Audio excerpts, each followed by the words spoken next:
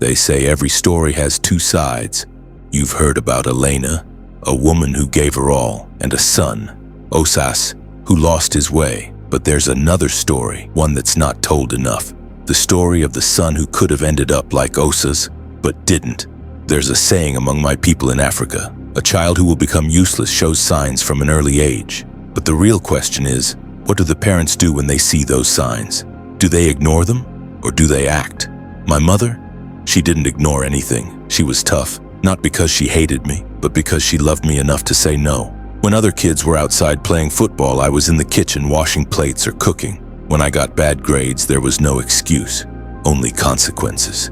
If I lied, the punishment came swift but fair. She taught me to take responsibility for my action, even when I didn't want to, even when it hurt. And my father? He wasn't absent. He was just silent. He stood beside her, never once stopped her because he saw what she was doing. She wasn't raising a boy, she was building a man. At 14, I made my first money.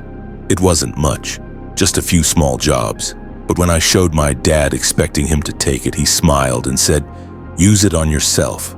You earned it." That moment stuck with me, because for the first time I realized this is what they go through every day just to give me a better life. That was the moment I understood value. Today I don't drink. I don't waste my life chasing girls or parties. I work, I building, I strive for more, and it's not because I'm special. It's because of how I was raised. The discipline, the structure, the sacrifices, it all built me into a man who doesn't fold under pressure. And I get it now. When I was younger, I thought they were being too harsh. I thought they didn't want me to have fun. I thought they didn't love me. But now, I see the truth. They weren't punishing me. They were protecting me from the world, from myself. They were laying a foundation I would one day stand on. So today, when I see other young men lost, drifting, begging for help from a system that doesn't care, I think of Osas, and I whisper to myself, that could have been me, but it wasn't. Because my parents didn't raise me with soft hands.